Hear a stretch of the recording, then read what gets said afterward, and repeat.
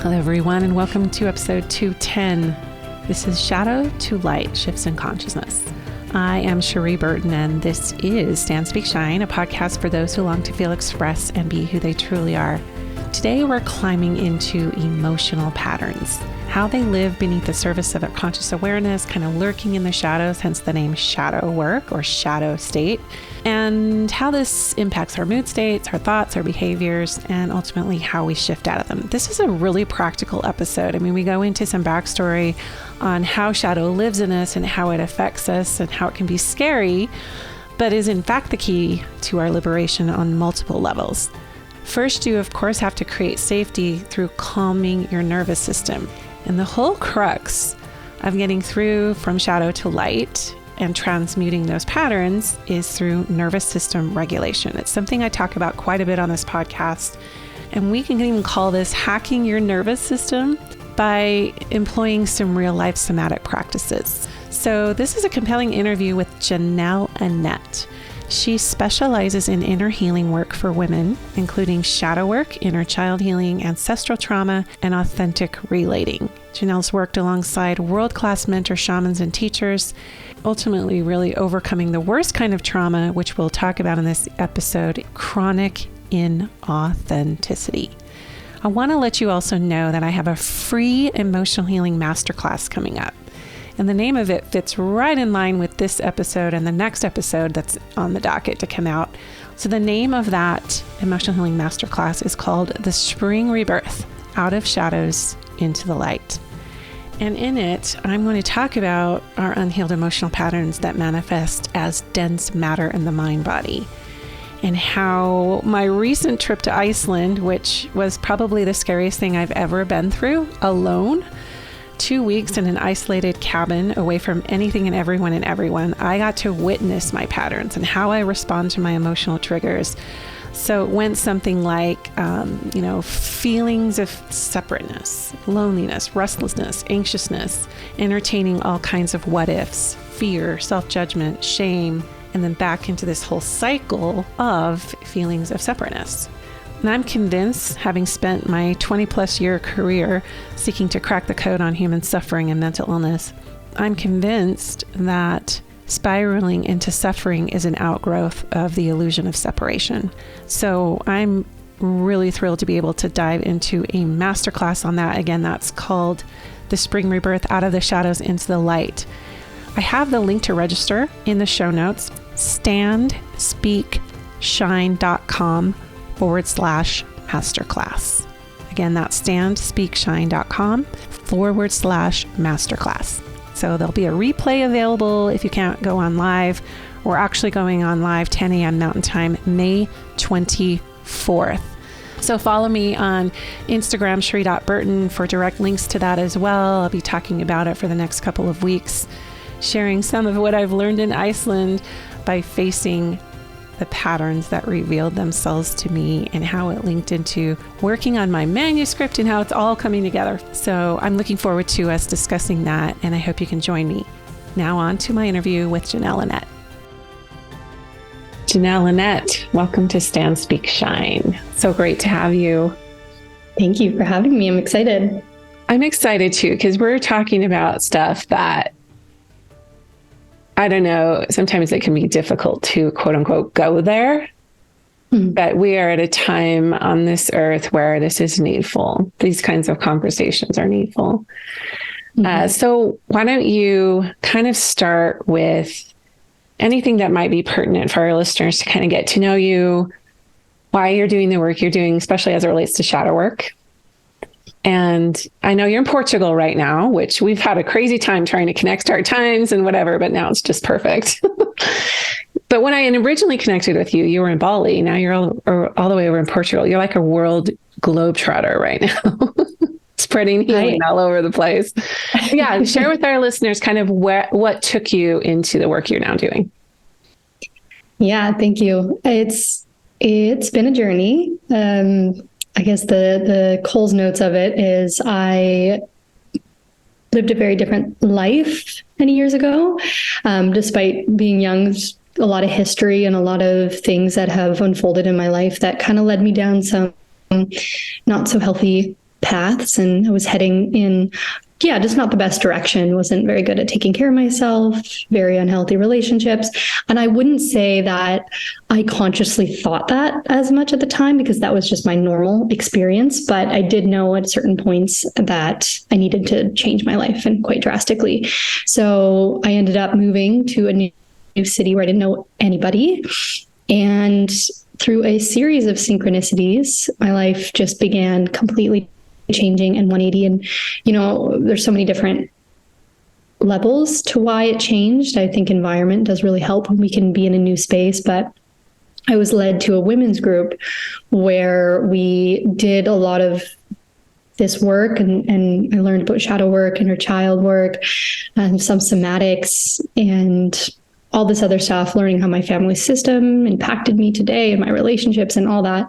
And I ended up diving down years and many hours of intensive training and doing even quite advanced shadow work trainings, where I did some programs that are next level uncomfortable and just put you into such a place of discomfort and having to face things that is really hard in front of 40 other people, men and women.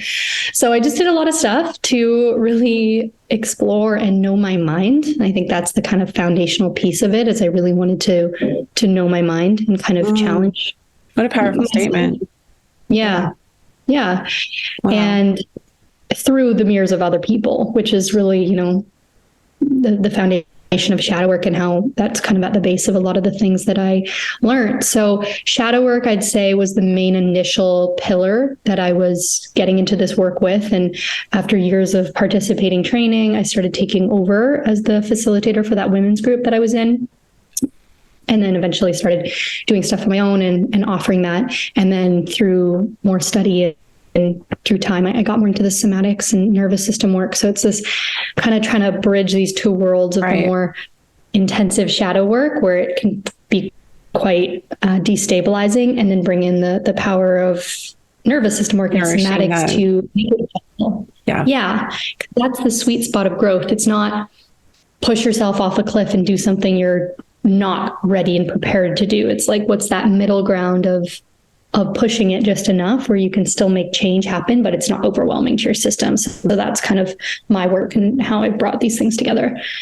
That's beautiful. And I can tell when someone's done the work when they say, I'm running late, but I surrendered to it. And I'm like, oh, because that was your email to me. And I'm like, oh, she's in it. Like, she's doing the work. That's not something someone says if, they have stressful life situations happening. Yeah. Unless they've done the work, I should say. So let's go into that. Let's go into specifically how do you define shadow work? I've had a couple of episodes on this, and I frequently will just drop that phrase to my listeners. But how do you explain it to people? Shadow work. Yeah, good question. I think it can be kind of ambiguous at times, and people have different ideas of it. To put it very simply, I would say there's the Carl Jung quote, which is to make I'm going to mess up this quote, I always do. Basically to make the unconscious conscious. Right. I know what quote you're thinking of, and I would mess it up too, but I know exactly what you're talking about. It goes, that's the whole work, is to make whatever is unconscious conscious. Yeah. Right. So then he says, so it won't direct your life and you'll call it fate. Something that's slightly wrong, but that's the basic premise of it. So on a little bit of a more technical term, it's our subconscious mind is the majority of our brain functioning. And of course that kind of includes the very automatic responses and functioning of our body, but there's a lot of mental things that happen there, right? Our dreams could reveal parts of our shadow. Our judgments of other people help us understand our shadow. And it's essentially the parts of ourselves that we've rejected and are holding on to pain, shame, right? Internalized, I'm not enough, that create certain situations in your external world through your thoughts, behaviors, and choices, right? So we basically see how the part of your shadow or your shadow is influencing and affecting and actually directing your life, whether you realize it's happening or not. A lot of the time people don't, because you can't just ask your subconscious mind, like, what's going on down there? It's not working, right? Can you like put this in my language of logic, please? Yeah. Well, I like that definition, and I'm a huge Jung enthusiast, so I love that you brought him into that. It's the real work. I used to think that, and I was totally conditioned with this ideology that if you aren't feeling good, you did something wrong. Right? So like if I'm not feeling, let's just say the good fruits of the spirit, like it talks about in the Bible, love, joy, peace, compassion, all the stuff. If I'm not feeling those feelings, most of the time, then my humanness or my natural self or my bad side, if you will, has taken over. And so I need to really I really need to double down on the good spiritual practices so I don't feel those bad feelings. That was my paradigm for like the first 45 years of my life. And I have a psychology degree and I understand, like I've done emotional healing stuff or whatever, but it was the spiritual piece, because my whole career is focused on emotional healing, not realizing for the past 20 years that in actuality, what I was doing was emotional and spiritual bypassing. Yeah. So not showing up in let's just say a messy human way.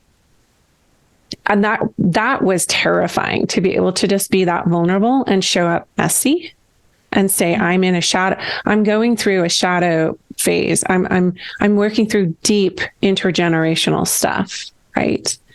I kind of, even though I may have had the knowing that I felt like I kind of had to hold it together to seem more spiritual. Yeah.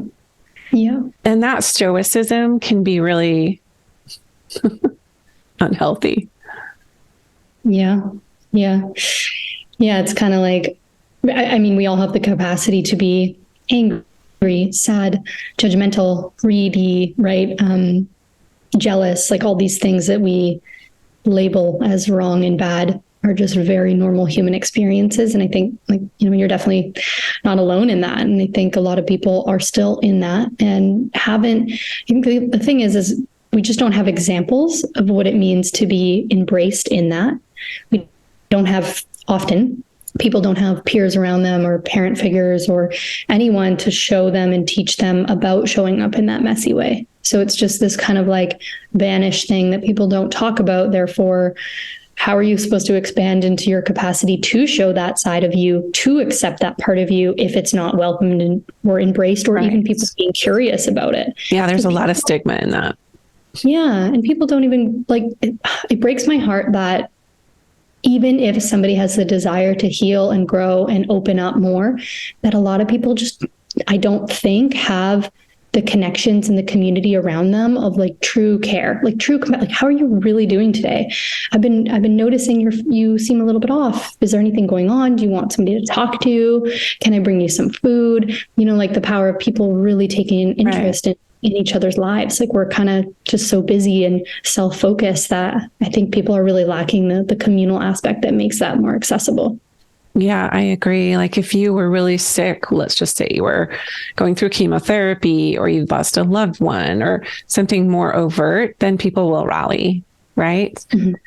But checking in with people to assess and support and validate, especially validate, is missing.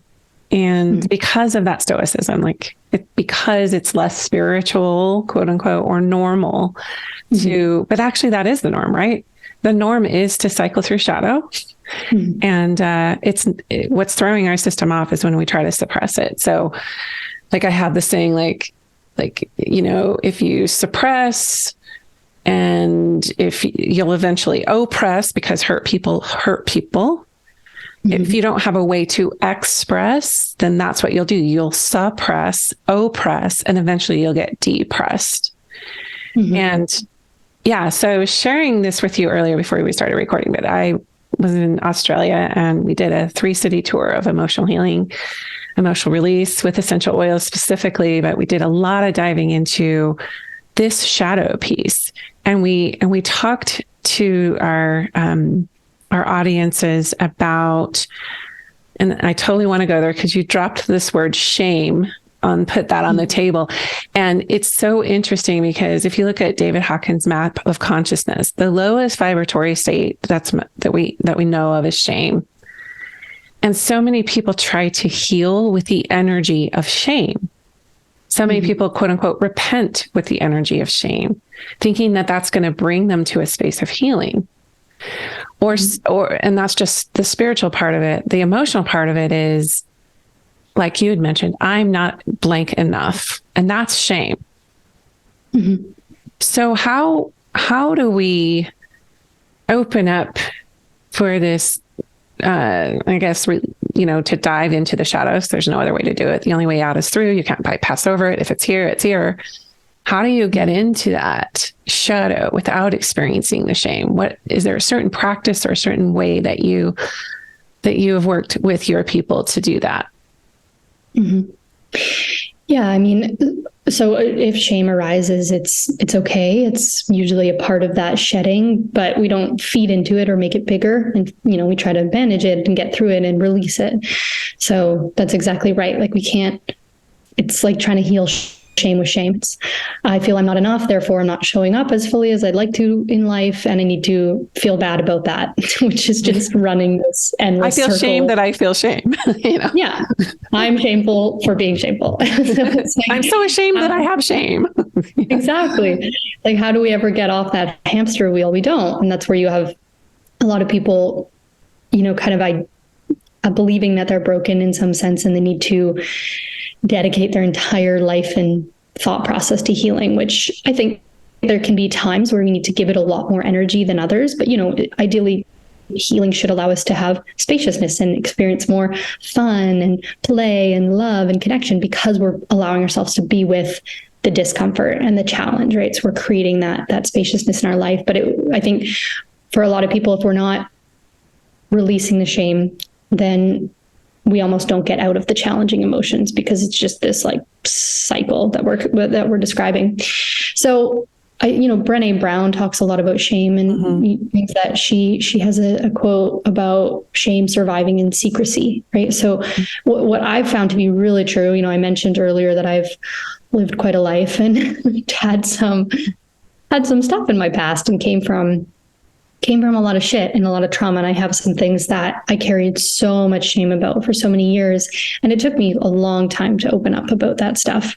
And what really helped me move through it, now I don't experience shame when I talk about it, I can laugh about it, is having, again, that supportive community and people to talk to. And even if you don't have like a women's group or somewhere to go, finding one kind of safe person that you can talk about these things with, because shame wants to keep us separate and wants to say, you're bad, you're wrong, you need to keep this hidden, don't show this part of you, right? Keep it locked in.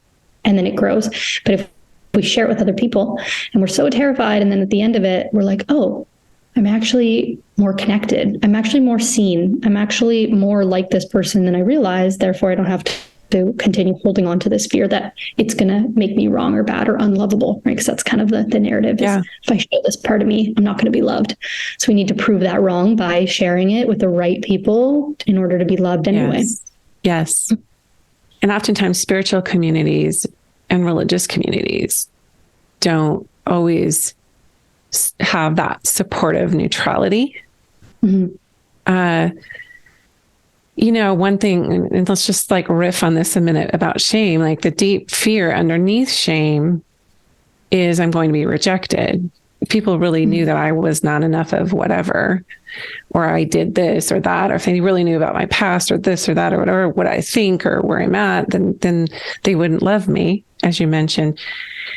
And then underneath that, well, what happens if that happens? This is kind of the journey I like to take people on, is like, what is the worst case scenario of being vulnerable? of being open and expressing, because it takes a lot more energy to push something down than it does to let it out. But the brain doesn't think that. The brain and the subconscious body really just holds on to that because of the fear of what I'm about. So anyway, so you just keep asking, like, what is the fear? Okay, so what if I share it? Well, then people will think I'm, whatever, they'll reject me. Okay, well, what happens if they reject you? Well, then they won't love me. Well, then what if they don't love me? Well, then they'll go away from me. Well, then what happens if they go away from you? Well, then I'll be abandoned. Well, what happens if you get abandoned? Well, I'll be alone. And that, to me, is the core fear, is being alone. Yeah. Not having community. Brene Brown has done a lot of work with this too, like not belonging, like what it means to not belong. That is such a core existential fear that we each carry, that we would almost do anything. We would sell ourselves out. We would be inauthentic to who we are. We would stuff, we would hide, we would go into secrecy because of that core fear. Do you want to speak to that at all in what you've seen with that? Yes, thank you. There's just so much yes in my body of goosebumps. I learned a really powerful ancestral resolution process with a teacher, and part of it is going through the core fear and narrowing it down. So very similar process. Well, what would be the worst thing that could happen to you if that happened? And you just keep repeating that thing, or what's the worst part about that, right? And then you get to the core things. And there's a few other ones that people can arrive to, but the alone is usually at the base of it all and is one of the most common. In fact, probably the one I've seen 98% of the time. So that's absolutely true. And it's the irony of like, okay, so the fear is, well, I'll be alone. So I'll hide and I'll pretend and I'll mask, but then I'm going to be accepted for a version of me that I'm not. So It'll be like half fulfilling, or like, in a way, like you're already alone if you're not authentic. You're already alone, but you think that you're in a state of authentic belonging. Yeah. It's like trading mediocre connection for the fear of being alone, but that also robs you of the chance of being totally accepted and loved and belonging for who you are, messiness and all, and that's what we're really craving. Yes. Yeah. Are you familiar with the work of Dr. Gabor Mate? I think that's how you say his name. Mm-hmm. Yeah. So he's amazing. And I don't know if you've looked at kind of his definition of trauma. Mm-hmm. But he says the worst kind of trauma is to chronically be inauthentic to who you are. In other words, we tend to think of these really horrible and horrific things that can happen. And that's for sure really deep trauma. But the deepest kind of trauma is chronically showing up as something other than you're not. So for instance, someone who's LGBTQ and they're hiding that identity, someone who is sitting in a space where they know something is wrong or something's off and they're just showing up as a fake version of themselves. And when that happens over time, chronically, it's like a really complex trauma. So it's kind of what we were just talking about. If our worst fear is being alone and we would do anything to belong, and this is subconscious, by the way, we're not consciously thinking, I need to really belong. Sometimes we are, but usually we're not. Because it is an ancestral thing, it's like people have been killed and burned and whatever for having an original, authentic, embodied belief, let's just say, or knowing. They've been killed. They've been ostracized from the group. They've been shamed publicly. Have you seen that show up in your work at all? That core, like it goes all the way back. I don't even know how many generations. Yes. And just a quick little thought there. I also work with facilitators I help them learn how to offer this work. And the amount of people that are still afraid of that because of cancel culture and bringing yourself online is subjecting yourself to basically that. Like, it's like the modern day witch hunt, in a sense. So there's a lot of that I think has been perpetuated, not just now, but as you're saying, for many generations. So yeah, the ancestral work is so fascinating. It's one of my favorite things. You can look at somebody's entire basically a family tree, and it's called a traumagram. So I get people to map out these traumograms and see all of the repetitive themes. And a lot of the time it's stuff that happens directly with, mom and dad, if you had both a mom and a dad, things like that. And then there's the carried on themes that maybe got passed down more behaviorally, or even through the study of epigenetics, which is how our genes. Right. So fascinating. Yeah, we're basically preparing to be in that environment because our body doesn't know we're going to be in a different one. So we adapt and basically inherit certain trauma responses, which is the brilliant way of the body, but doesn't really tend to help. That's why there's so much. This is my theory about anxiety right now, why it's so pervasive, especially with your generation, because you guys are kind of like the cleanup crew. Well, we all are. But the early, like Gen, I look at like late millennial and Gen Zs as the literal cleanup crew. So you guys take it all in, and there's this, it could be a chronic, just like either a chronic low grade anxiety, and not that everyone else isn't feeling it, but it's like, it's like the culmination of thousands of years and multi-generations in your body right now going, you're the ones that see it and feel it, the collective stuff going on, and you'll be the ones with the solution. And that's why you have to feel it first. I'm Gen X, and I very much have felt that a similar way, just because I've always had a really strong sense of mission and just trying to figure out what's going on here and how can we fix this really, or move through this. And it's so interesting that, and I have kids in their 20s, that they're sharing with me what it's like to not be old enough yet, or have the maturity enough, or the backing, or the resources that you would need to make the changes you want to make. But give it like 10 years from now, and I think we're going to have a different earth, because unknowingly, a lot of people are doing their shadow work just by experiencing this feeling, this anxiety, this angst collectively. Yeah, I think we're seeing a real also pendulum swing from maybe past schools of thought or ways of thinking of just figure it out yourself, stay strong, keep it together, right? The very much like hyper individualistic kind of conditioning, versus now where people are opening up more to needing other people. And of course, it's a balance. We need to be able to self-soothe and take care of ourselves and be responsible adults. But we also need to open up and rely on other people emotionally, right? Especially when it comes to attachment and being securely attached and in a relationship. So it is a mix. And, I see with so many people really craving the ways of community. And of course, having a community comes with its own stuff that you have to figure out. But thinking about how many initiatives there are to, for people that are buying land and starting community projects where people are all going to be living there and growing food and doing stuff like that. Again, I think it can work sometimes, and other times it doesn't. Not but so I much. feel this change towards this is what we're needing, because we're not meant to figure it all out alone all the time.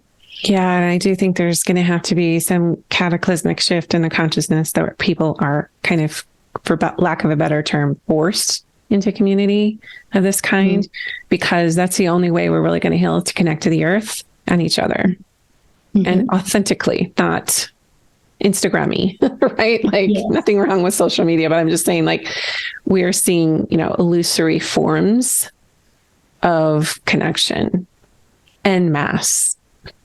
And there's authentic connection online as well. That's the other paradox of all this. But let's talk a little bit about shadow work and relationships, because I know this is something that you kind of specialize in. And but before we do that, I just want to highlight what you just previously shared about when we are doing the shadow and the shame work, there still needs to be this element of nourishment, specifically to the nervous system, which most people don't. It's not our go-to, because we want to just go into apathy a lot of times, or just not do anything. And that hence the like Netflix binging and all the things and all the behaviors people do, endless social media scrolling, all that kind of avoidant behavior.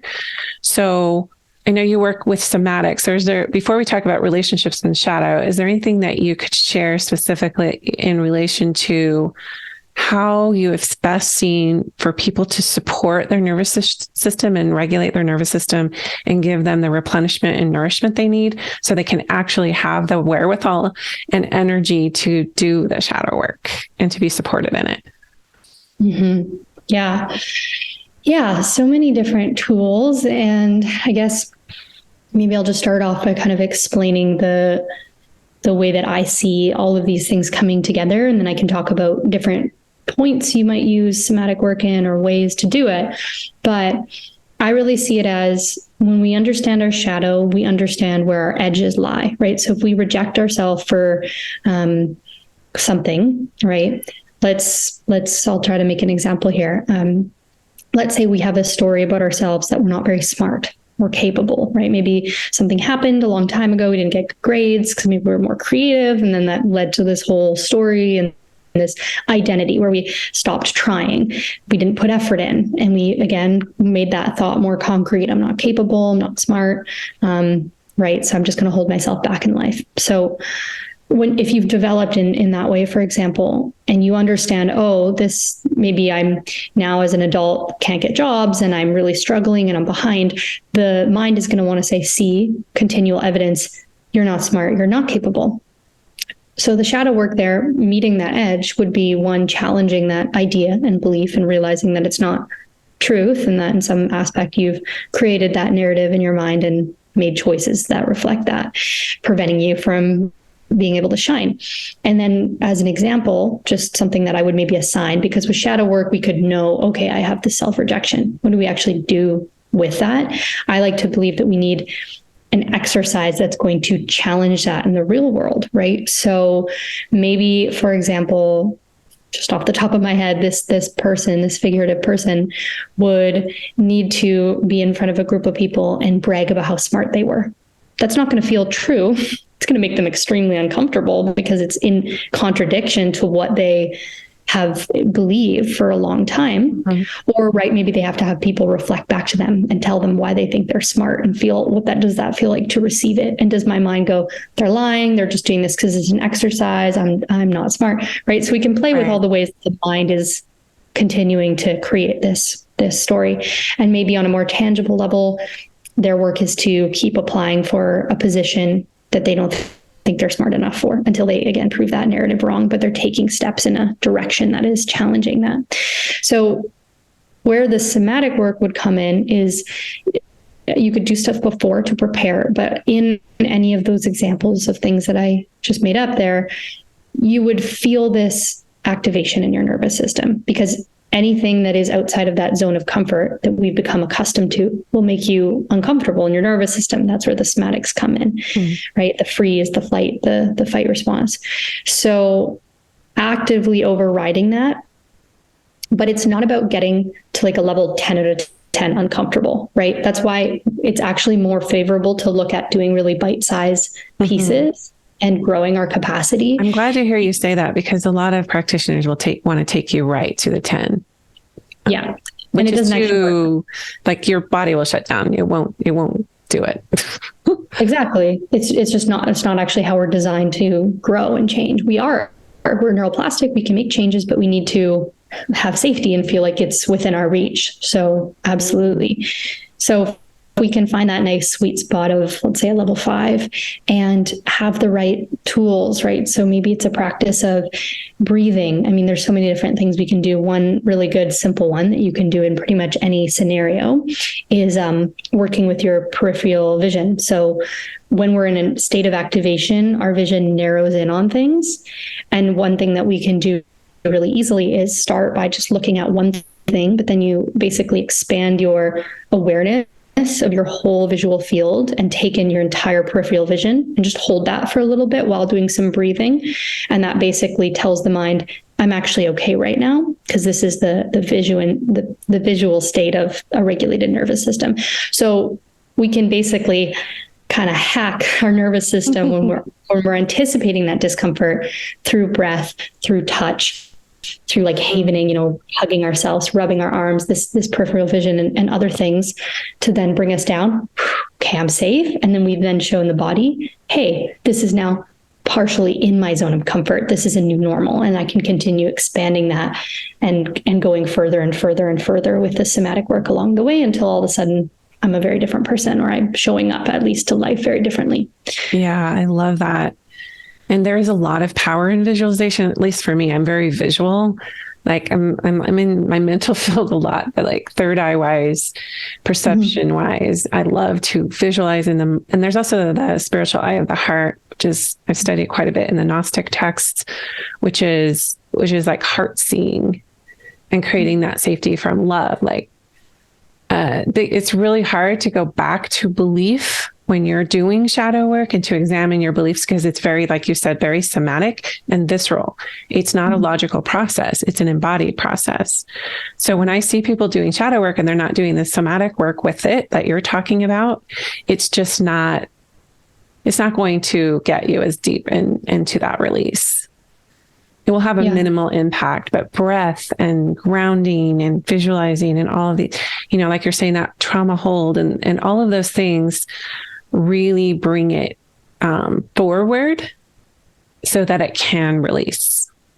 And yeah, I love it. Okay. Well, I love that. That's very practical and I love it. So let's talk about recognizing the shadow in your relationships, which is like, next level. Yeah, I know. It's just everywhere. 1 minute you think you're good and all of a sudden it's like, hey-o, I'm here. Yeah. If you were just working in relationship with yourself to do shadow work, that's one thing. But when it's being reflected back to you in another, that's not so fun. Yeah. Yeah, absolutely. I mean, and if you're listening and you're single and maybe desiring a relationship or not, and wherever you're at, you can still practice this shadow work in relationship in all kinds of relationships. I mean, absolutely. It can show up in friendship and family.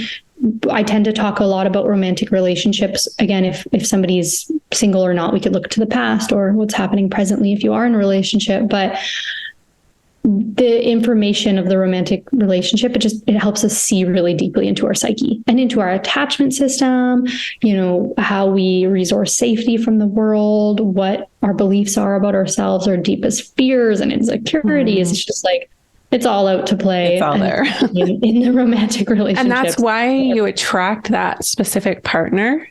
Yeah.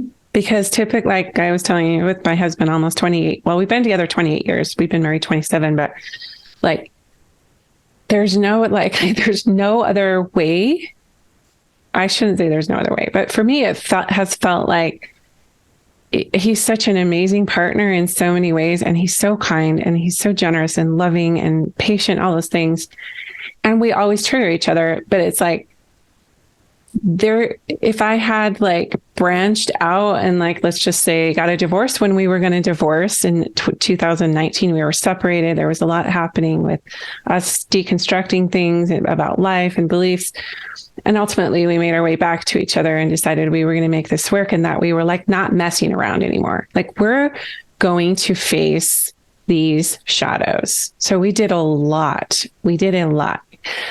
But yes, I just wanted to speak in support of that the recognition of your shadow is more powerful with a romantic partner than you doing your own work or you having any other kind of dynamic.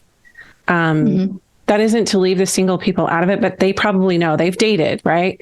There's something about the romantic connection that is so activating for this kind of work, unlike any other. Yeah. I think as people get closer, they just become even stronger mirrors.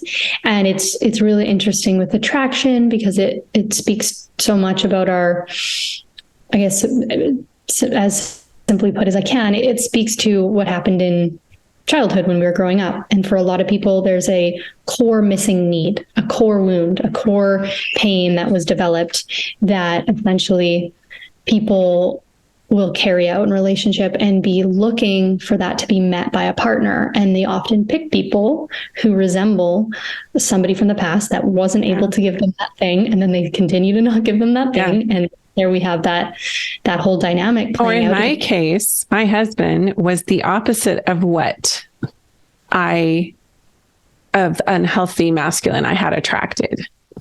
And so I, on some level, was like rejecting that he was so good and nice. Does that make sense? So it was kind of a flipped situation. Yeah. And before that, were you attracted to more people who were more chaotic? Like I wanted the masculine to love me. So I picked hard people who had a lot of resistance and blocks and walls because they had feminine wounds and masculine wounds. And so like, yeah, not that we all don't, but like one person in particular that I almost married before I married my husband, it was a very emotionally abusive situation because I wanted to prove that I was lovable and he didn't seem to have the capacity, but I thought I could be the one that healed that for him. And that was actually like, I had dated other guys that kind of had that like jocular sort of removed, sort of toxic masculine kind of thing going on. And this was all unconscious. I had no idea till many, many years later, but that was not my husband. He came in as a gift to show me what it means to be a healthy masculine. Yeah. Yeah. And I mean, that pattern is so common and so known, that kind of chasing or trying to prove or pick me, I want to prove how worthy I am. And it could model an unavailable parent figure where we're trying to get the love and gain and see, you remind me of that parent. And so essentially I'm trying to complete that cycle by getting you to love me like they never did. Because on one hand, we don't see that separation.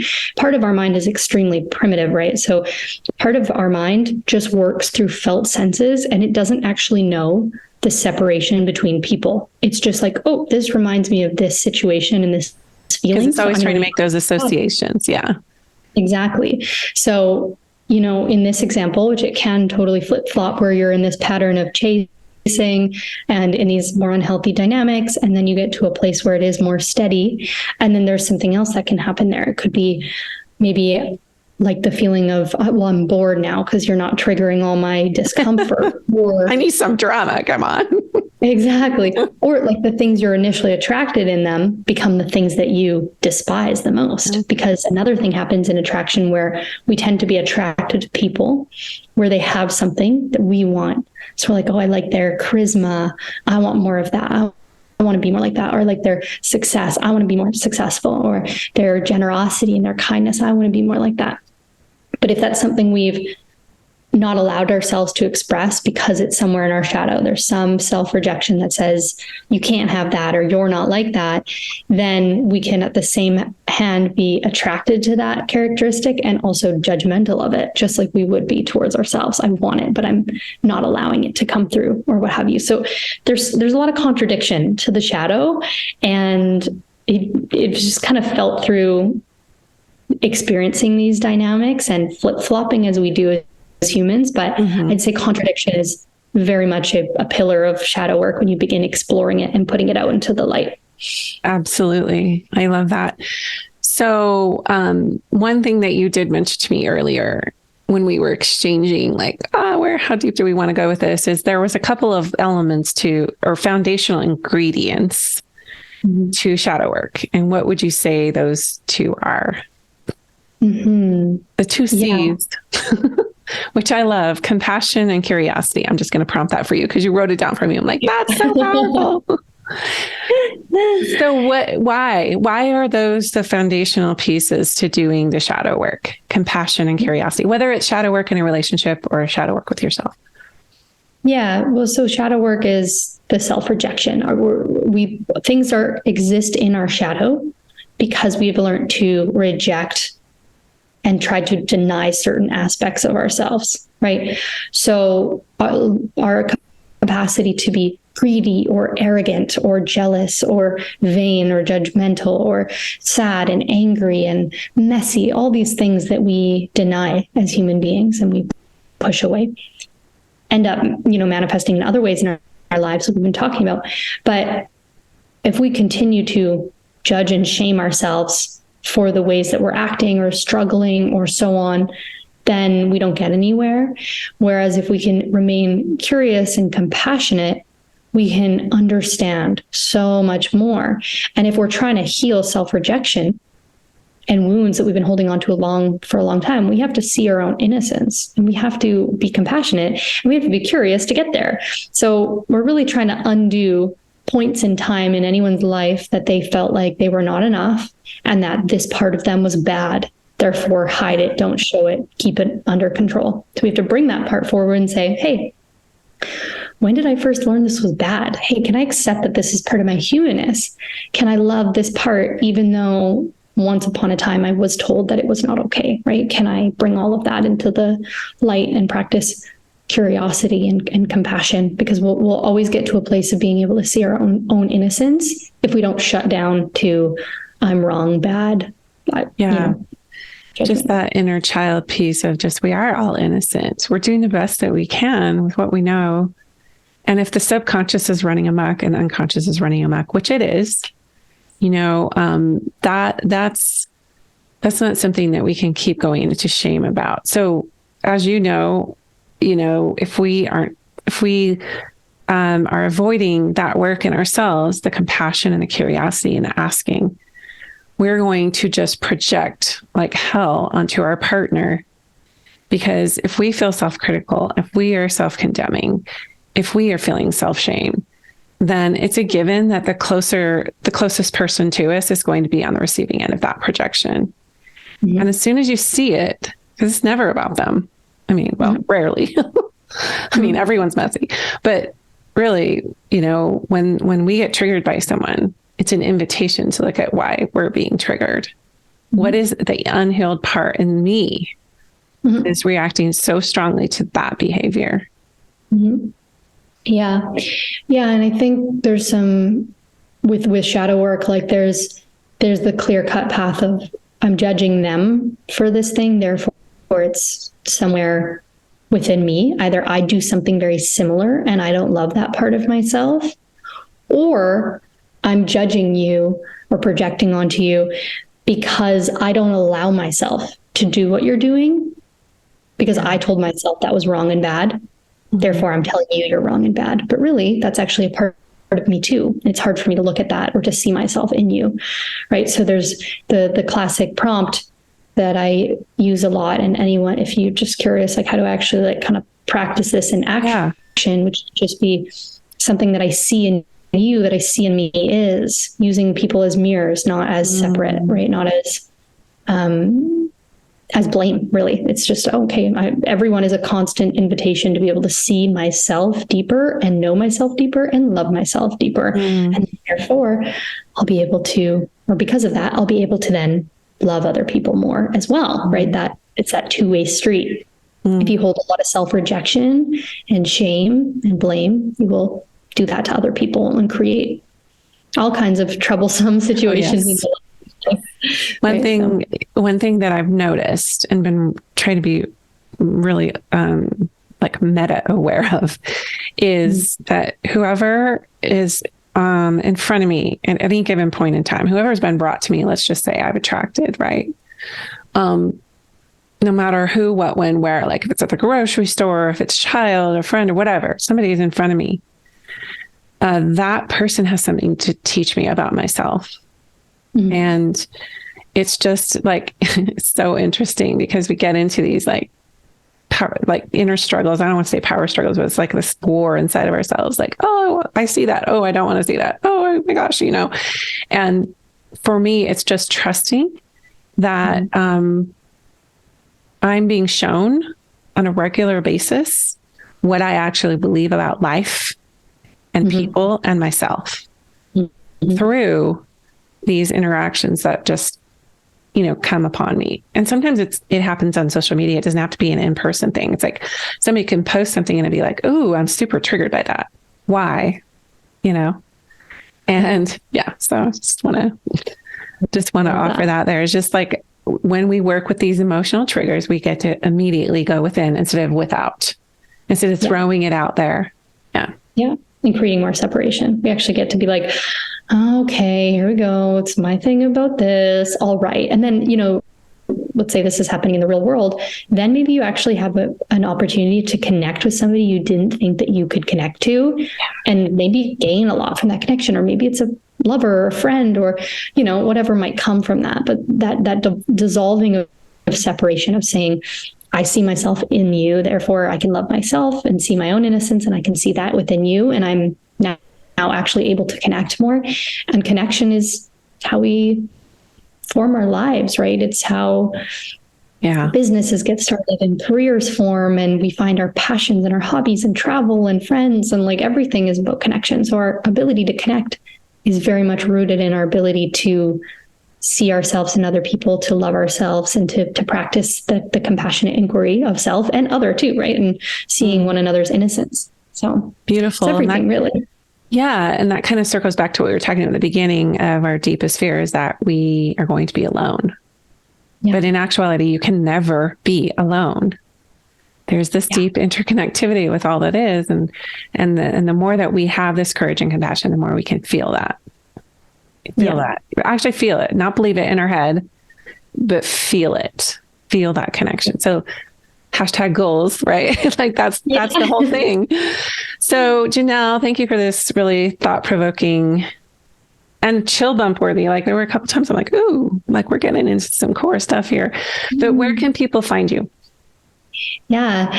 So I have a lot of my writing and stuff up on my Instagram, which is just at Janelle Annette. And then I also have a podcast. It's called Creating Conscious Relationships. So really focusing on the relational aspects of things. And yeah, those are kind of the main areas that I keep my stuff going. That's beautiful. Well, thank you so much for your time. And I just want to like reflect back to you that I'm so, the word that's coming to me is awe. I'm in awe of your deep embodied wisdom. You seem young, but you seem old.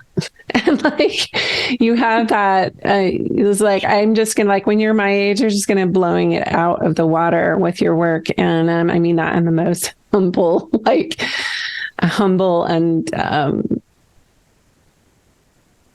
compassionate, like you just have a reservoir that you can offer this world. And so whatever you've been through, I don't know what it is, like you had to go through an initiation to get to where you are. And that's very apparent and obvious. So thank you. Thank you for showing up as you, not just your work, but just as you.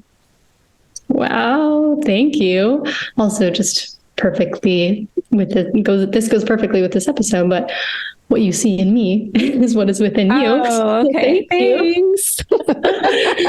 Yeah. Thank you for those words. I really appreciate it. And, I feel the same to you, and thanks for being so committed to this work and spreading it, and can see your passion and your devotion to it as well. I know you've been at it for a long time, and just put out a lot of goodness in the world. So happy to be allies in that, and grateful to be here. And thanks for having me on your show and connecting me with your people. And beautiful. I hope everyone can go check you out on your Instagram at Janelle Annette with a JENELLE.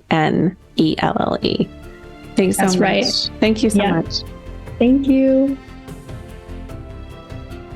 Thank you for listening. And as a reminder, I am doing the free emotional healing masterclass called The Spring Rebirth, Out of the Shadows into the Light. You can find that on standspeakshine.com/masterclass. The recognition of your shadow alone is half the work. When you see it, it no longer unconsciously directs your life. So seeing your shadow shouldn't bring on feelings of shame. If it does, you can't get anywhere, because we can't heal with the energy of shame. Compassion and curiosity are the foundational ingredients. So thanks again to Janelle for this great discussion. And remember, you can follow us for deeper dives into what we discuss on these episodes on Instagram at Cherie.Burden, as well as asking to join our private Facebook community, Stand, Speak, Shine Community. Have an epic, glorious, wonderful, shadow-filled, chaotic, messy, beautiful, imperfectly imperfect week. And we'll talk to you next time on Stand, Speak, Shine.